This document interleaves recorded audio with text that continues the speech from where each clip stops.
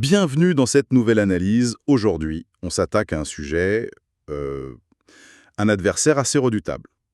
Un poids qui cloue beaucoup de gens au sol dans leur quête de liberté, la dette. Exactement. On continue notre parcours à travers la stratégie Golden Path et on va voir que la dette, c'est pas juste un problème de chiffres, c'est un vrai problème d'ingénierie. Et la stratégie, elle, propose un plan de bataille très très précis pour la démanteler. Avant qu'on plonge là-dedans, il faut absolument, et c'est important, rendre à César ce qui est à César. Mentionner l'architecte de toute cette approche. Absolument. Nous analysons les 3 phases et 13 étapes vers l'indépendance financière développées par Tamir Kahram. Tamir est le créateur et l'architecte de toute cette stratégie.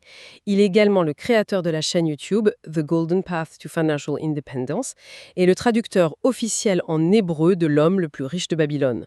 C'est ce mélange spécifique d'ingénierie des systèmes modernes et de sagesse financière ancienne qui rend cette approche si puissante. Et aujourd'hui, nous discutons de la phase 2, étape 8, de la stratégie.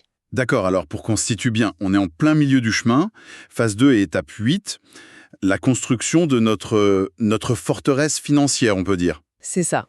À l'étape précédente, l'étape 7, on a construit le bouclier, le fameux fonds d'urgence. On est donc prêt pour la contre-attaque. Et la première cible, le premier ennemi à abattre, c'est la mauvaise dette. L'étape 8 porte un nom qui est assez parlant, les menottes invisibles. Ça fait un peu froid dans le dos. C'est une métaphore très forte, parce que la dette, c'est vraiment ça. C'est une sorte de gravité artificielle qui empêche notre fusée financière de décoller. Elle ne peut même pas frémir sur son pas de tir. Et pour bien nous faire comprendre l'urgence de la situation, les sources démarrent avec une vérité qui, disons-le, pique un peu. Mais elle est nécessaire. C'est une douche froide, mais il faut l'entendre. Voilà l'accroche de l'étape 8. Pensez à la dernière fois que vous avez reçu votre salaire. Vous avez travaillé dur pour cela.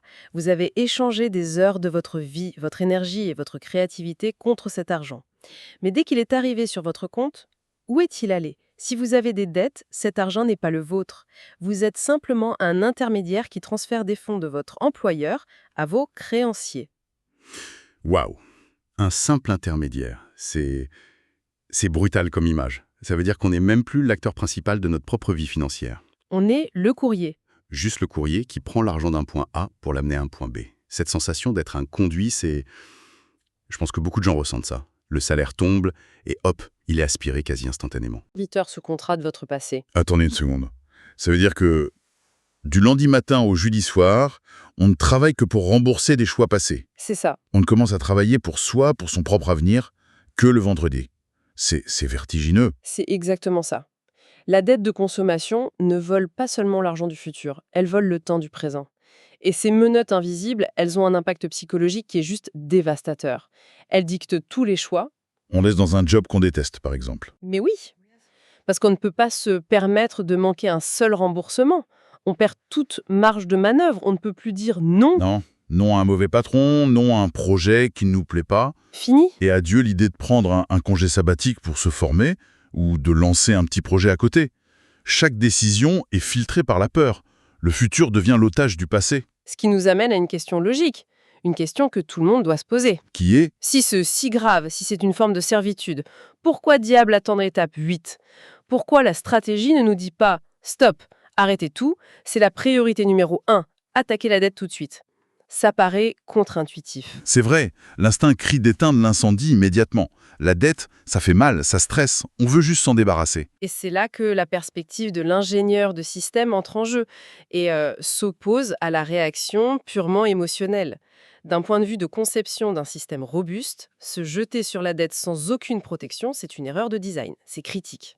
C'est programmer l'échec, en fait. C'est exactement ça, à cause de ce fameux cycle dette-urgence-dette que les sources décrivent très bien. On peut peut-être décrire ce cycle. Bien sûr. Imaginons le scénario type. Quelqu'un est surmotivé. Il ou elle rassemble toutes ses liquidités, disons 2000 €, et paf, rembourse d'un coup une grosse partie de sa carte de crédit. Le sentiment doit être génial, euphorique même. On se sent maître de la situation. On voit le solde chuter, on a l'impression d'avoir repris le contrôle. Mais la vie continue.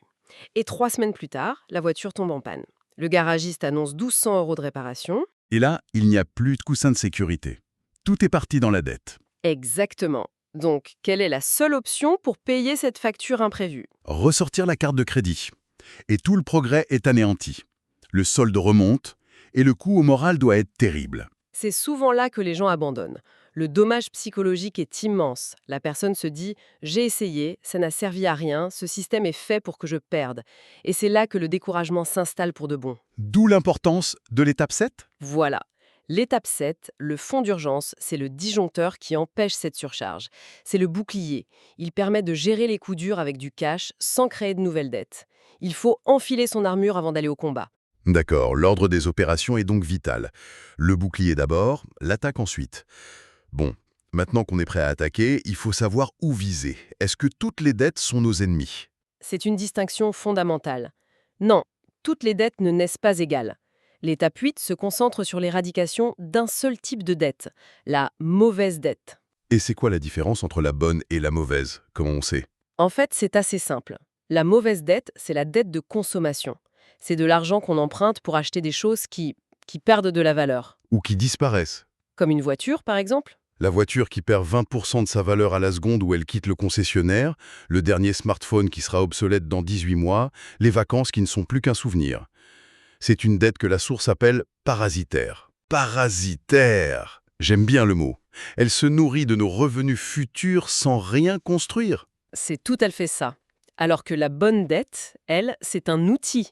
C'est un levier stratégique pour acquérir des actifs qui, eux, vont générer des revenus. L'exemple classique, c'est l'immobilier locatif. Oui, mais attention, à une condition très stricte. Que les loyers perçus couvrent le crédit, les charges, les impôts, l'entretien et qu'ils dégagent un bénéfice. Sinon, ça redevient une mauvaise dette. Le test ultime, c'est donc le cash flow. Est-ce que cette dette met de l'argent dans ma poche chaque mois ou est-ce qu'elle en retire? C'est exactement le test. Et l'étape 8, c'est l'élimination chirurgicale et impitoyable de tout ce qui retire de l'argent de nos poches. Impitoyable, le no est lâché. Bon, la cible est identifiée. Maintenant, la stratégie d'attaque. Les sources parlent d'un débat intéressant entre psychologues et mathématiciens. Oui, qui se traduit par deux grandes méthodes, la boule de neige et l'avalanche. Commençons par les psychologues alors. La boule de neige.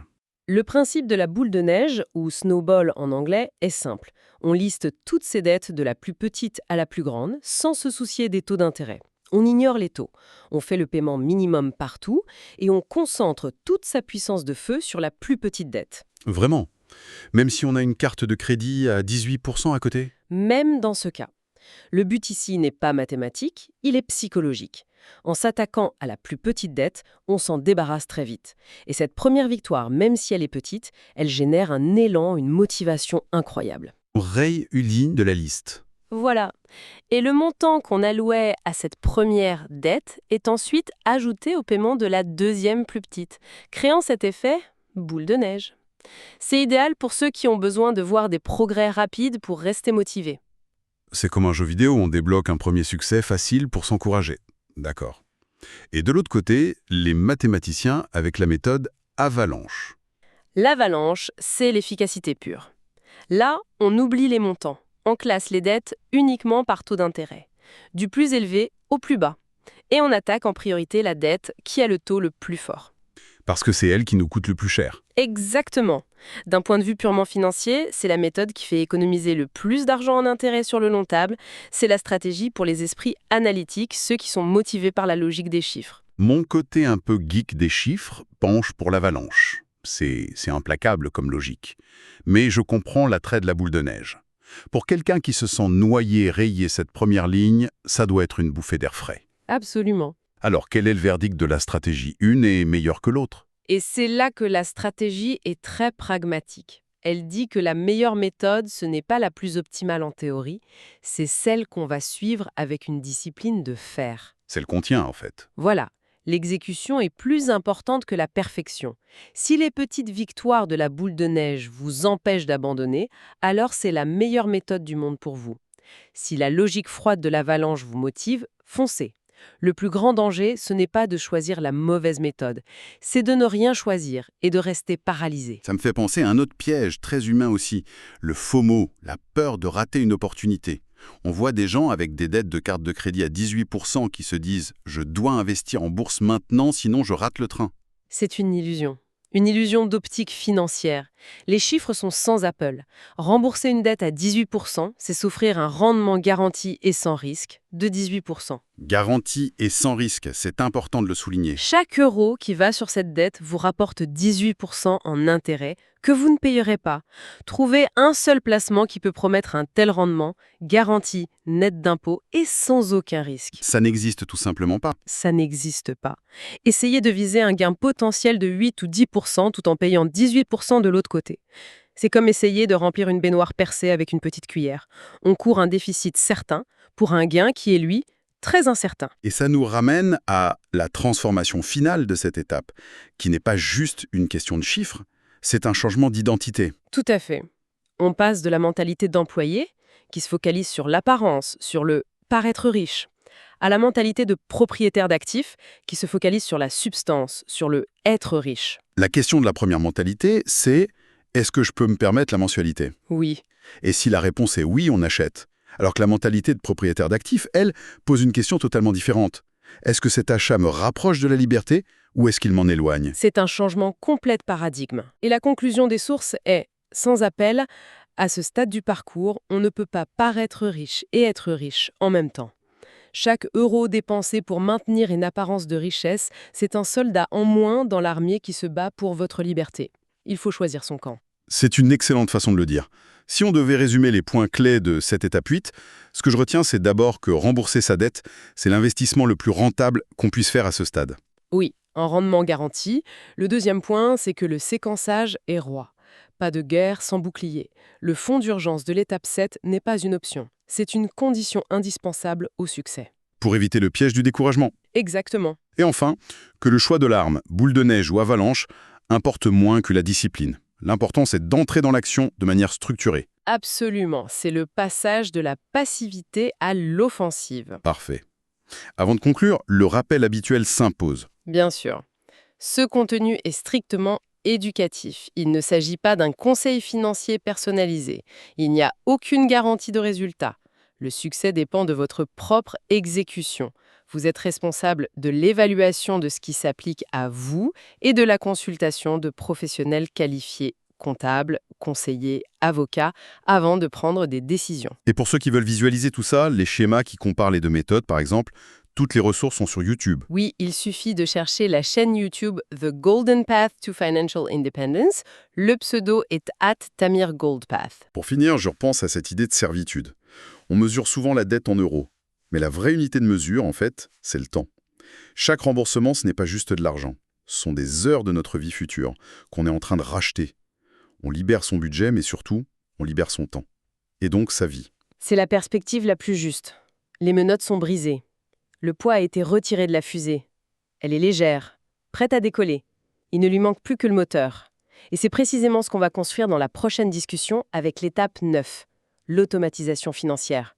On va voir comment mettre tout le système en pilote automatique pour que le progrès devienne non plus un effort, mais une évidence. 555 Tamir Karam, tout droit réservé. The Golden Path et The Golden Path to FI sont des marques déposées des Tamir Karam.